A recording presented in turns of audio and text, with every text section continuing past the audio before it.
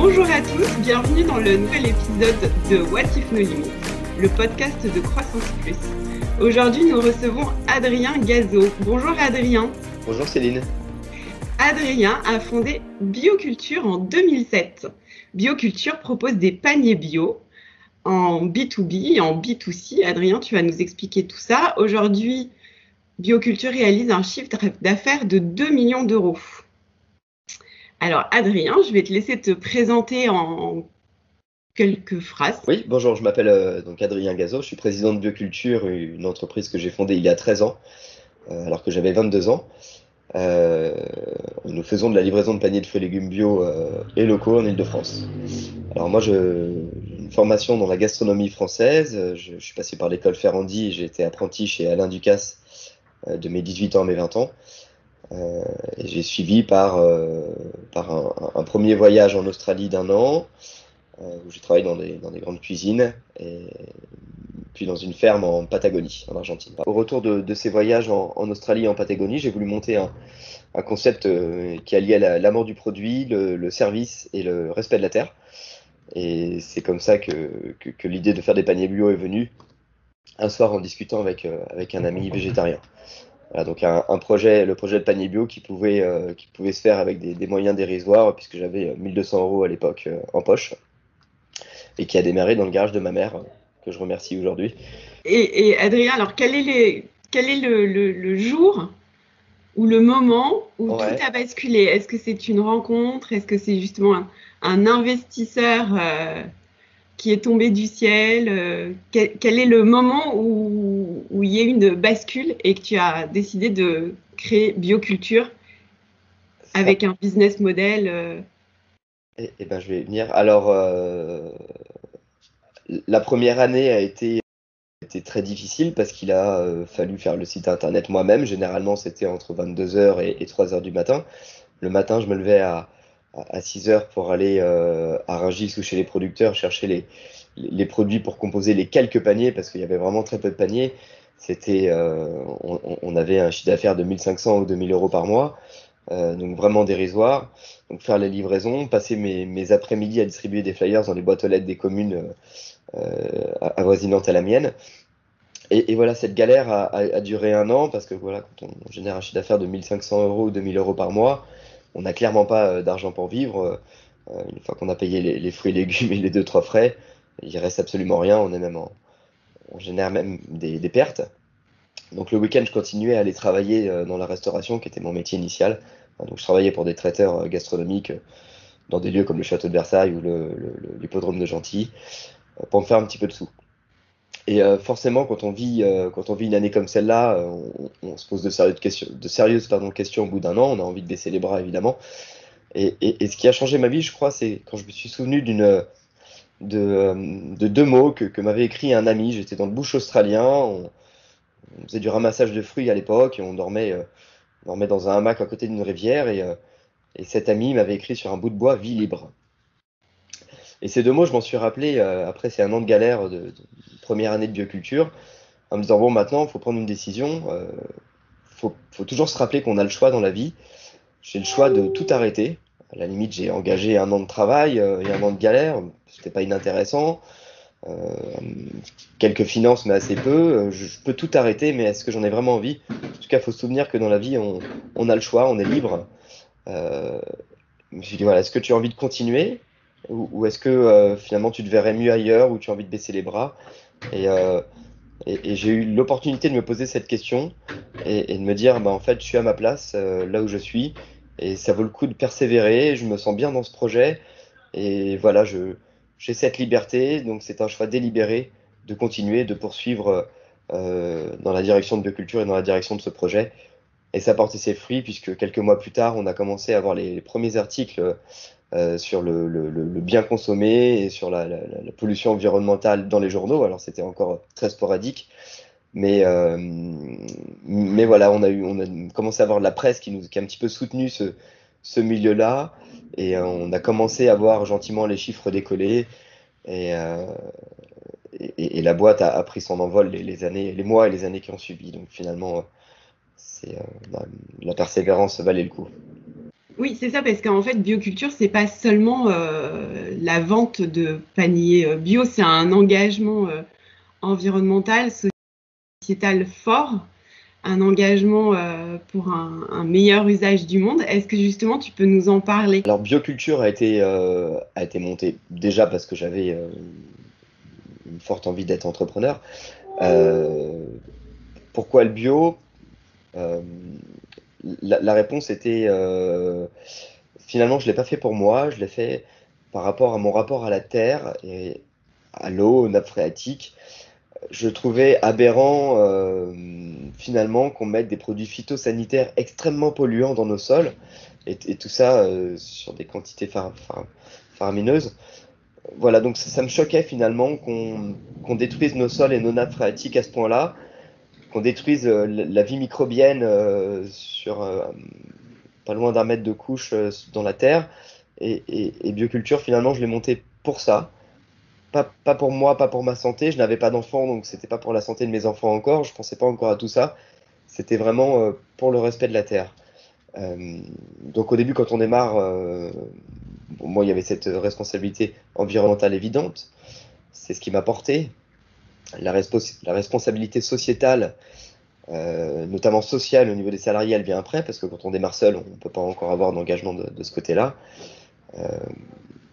Mais aujourd'hui, c'est presque la responsabilité sociale qui a pris le pas sur la responsabilité environnementale qui est évidente. Hein, chez Bioculture, on fait des paniers bio, voilà, elle n'est plus tellement prouvée, elle est assez intrinsèque.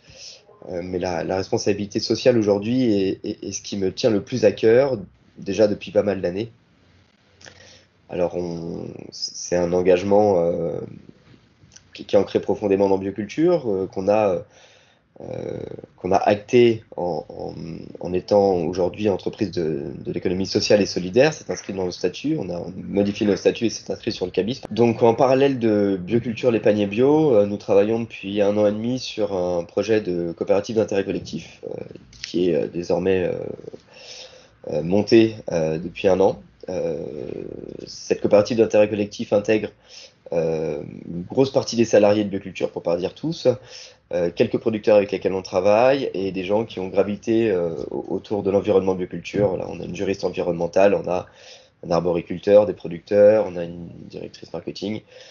Voilà, ce projet de coopérative a pour objectif d'aller chercher des terres en Île-de-France pour demain être producteurs et distributeurs. Aujourd'hui, nous sommes que distributeurs. Demain, on espère que les discussions que nous avons entamées avec plusieurs communes en Île-de-France vont aboutir et on aura entre 5 et 10 hectares de terres à disposition sur lesquelles nous allons faire d'une part du maraîchage bio évidemment pour fournir une grosse partie de nos paniers. Il y a un gros projet éducatif derrière, on va faire une salle de classe, on va accueillir les écoles la semaine avec des parcours éducatifs. Voilà, une petite balade dans les champs, une petite explication, et puis l'hiver, on ira les mettre au chaud dans une salle de classe, potentiellement leur expliquer un petit peu le cycle de la plante, et voilà, de la graine à la plante, leur faire des petits travaux ludiques. Et en saison, nous allons faire un parcours comme un labyrinthe ludo-éducatif avec des pancartes et des panneaux qui les instruiraient sur la diversité, sur l'interaction entre les plantes, et avec une partie cueillette. Ah, donc ce serait une partie qui serait réalisée en saison du mois de juin au mois de septembre. Ah, donc on travaille sur ce projet qu'on a voulu en société coopérative d'intérêt collectif. Pourquoi? Parce que tout le monde a globalement le même nombre de parts. C'est-à-dire que j'ai le même nombre de parts que mes salariés, qui ont le même nombre de parts que les clients, tous ceux qui vont pouvoir adhérer à ce projet. Et un petit peu le slogan, les terres doivent appartenir à tous.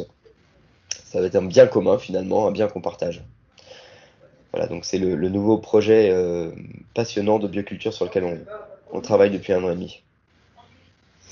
Et vous êtes allé assez loin parce que vous êtes entreprise ESS, mais vous avez aussi entamé des démarches pour rentrer dans le processus d'obtention de l'agrément ESUS. Oui, on a entamé il y a 1 an et demi le processus pour obtenir l'agrément ESUS. Donc ça a commencé par la première phase qui est de changer ses statuts et d'y intégrer toutes les lois relatives à l'ESUS, c'est-à-dire plafonnement des salaires entre le plus haut et le plus bas. plafonnement des dividendes, qui doivent se situer à peu près autour de 4% par an maximum, un comité de salariés intégré à la gestion d'entreprise. Tout ça a été fait, ça a été validé par le greffe. Aujourd'hui, il est mentionné sur notre cabis que nous sommes entreprise de l'économie sociale et solidaire. C'est la première phase. Derrière, il y a un dépôt, une demande à faire à la directe, un dossier assez important à réaliser pour obtenir l'agrément ESUS. D'accord, donc on comprend à t'écouter qu'en fait, bioculture, c'est pas uniquement vendre des paniers bio, mais c'est un engagement à 360, aussi bien en termes de gouvernance que de production et de distribution, sur un engagement sociétal, environnemental fort, pour une contribution au bien commun. Je pense que dans chaque entrepreneur, il y a un idéal, ou en tout cas, il y a une volonté à la base de sa création. Ça peut être gagner de l'argent. Je pense que quand on est chez Croissance Plus, on est face à des entrepreneurs qui ont d'autres envies et d'autres leitmotifs. Moi, effectivement, je fais ça par passion. Alors, c'était au début, on le disait, pour la terre. Derrière, j'ai trouvé un épanouissement très important à avoir une société dans laquelle les salariés sont heureux, ont le sourire, sont pleinement engagés, avec un repartage important des richesses. Derrière, il y a la coopérative où on veut finalement intégrer encore davantage de monde et avoir un monde davantage peut-être axé sur le partage. Donc effectivement, on suit des idéaux dans l'entrepreneuriat et moi je m'amuse, pas gagner beaucoup d'argent jusque-là et j'espère un jour pouvoir valoriser mieux mes rémunérations par exemple. Mais en tout cas, je me suis complètement épanoui dans mon entrepreneuriat qui valorise le social, l'environnemental et le sociétal. Belle réussite, bravo Adrien. Dans la période qu'on vit actuellement, beaucoup parlent d'un ancien monde et d'un nouveau monde. Est-ce que toi, tu considères qu'il y a réellement une rupture ou finalement que cette crise est juste un accélérateur? Est-ce que tu as vu le comportement des consommateurs se modifier par rapport à l'achat de produits bio, ou est-ce que pour toi, il n'y a pas eu du tout d'avant-après en fait?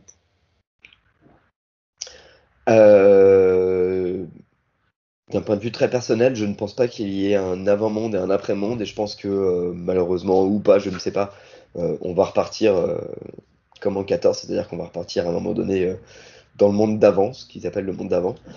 Ce que ça a changé, c'est très ponctuel. Finalement, les parents étaient à la maison, les enfants aussi, donc tout le monde s'est mis à cuisiner. Alors effectivement, ça a eu un impact, nous, sur les paniers bio, parce que qui dit cuisine dit panier.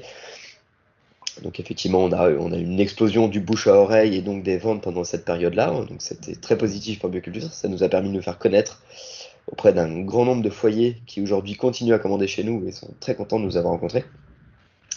Donc nous, oui, on a un impact.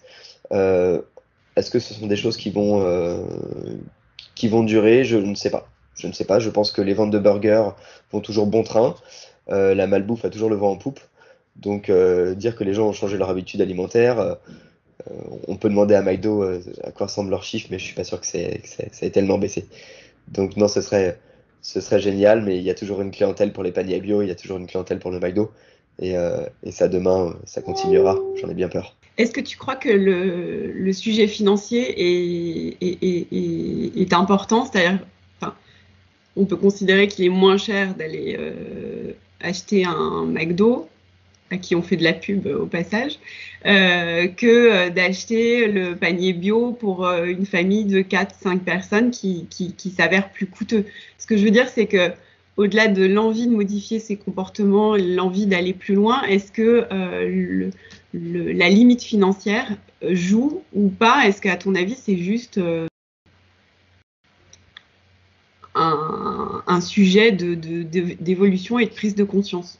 Quand on voit qu'avec un panier bio à 20 euros, on arrive à faire une dizaine de repas, je pense que sur la marque de burger dont on parle, on peut avoir 2 repas pour 20 euros. Je pense que c'est davantage un sujet, une question d'envie, une question de culture et une question de volonté qu'une question financière. Alors oui, évidemment, un foyer au SMIC va pas plus se permettre d'aller manger des fast-food que de panier bio. Donc dans ces cas-là, oui. Mais pour beaucoup de Français, c'est davantage une question culturelle, une question d'envie, une question de temps, une question de volonté, de bien ou mal se nourrir, ou d'aller peut-être dans un fast-food, ou d'aller vers la restauration rapide, plutôt que dans le cuisiner maison. La question suivante, donc c'est la question du podcast, c'est la question What if no limit? Si tu avais un super pouvoir, Adrien, quelle est la première chose que tu changerais dans le monde? Dans le monde, c'est bizarre, je vais peut-être amener cette question à quelque chose de plus local, peut-être de français. Si je pouvais changer quelque chose là, ce serait peut-être que le dialogue, l'échange et le partage des ressources soit tellement une évidence et une règle dans l'entreprise que finalement les syndicats, comme on les connaît aujourd'hui, ne soient plus utiles. En tout cas, j'ai été choqué ces dernières années quand je vois des gens dans mon entourage qui finalement sont amenés à critiquer leurs syndicats, qui se veulent parfois un contre-pouvoir qui peut être parfois malsain et qui peut faire des dégâts qui ne va pas toujours dans le sens du salarié. Donc voilà, je rêve d'une entreprise dans laquelle il y aurait un dialogue, un dialogue franc, naturel et permanent entre la direction, entre l'entrepreneur et entre les salariés. Je le disais, un repartage des ressources qui soit aussi tout à fait clair et pas forcément légiféré, mais qui soit naturel et qui puisse faire qu'on se passe finalement d'un organe intermédiaire qu'est le syndicat aujourd'hui. Parce que demain, il aurait peut-être plus cette utilité, puisque les choses se feraient tellement. D'accord. Donc pour toi, il n'y a pas de monde d'avant ni de monde d'après. Mais en tout cas, la transition se fait très très lentement. Tout à fait, c'est ce que je pense. La transition se fait depuis pas mal d'années et à cause du Covid, j'en suis pas persuadé. Mais de toute façon, la transition est en marche et c'est une très bonne chose, Covid ou pas Covid. Alors, dernière question, en fait, après tout ce que tu viens de dire, je n'ose pas la poser parce qu'en fait, je ne vois pas ce que tu pourrais faire d'autre. Mais si tu n'étais pas entrepreneur aujourd'hui, quel métier exercerais-tu à ton avis? Pour répondre à ta question, Céline, si je n'étais pas entrepreneur, je reprendrais volontiers mon métier d'avant, le métier que j'ai exercé, appris en tout cas entre 15 et 20 ans, c'est-à-dire le monde de la gastronomie française et plus précisément, je serais volontiers chef de cuisine. J'ai toujours un grand plaisir à cuisiner quand je rentre chez moi le soir. J'ai beaucoup d'amis restaurateurs, beaucoup d'amis de mon monde d'avant. Et j'ai toujours beaucoup de plaisir à passer du temps dans leur cuisine et à goûter leurs sauces et à échanger avec eux sur le sujet.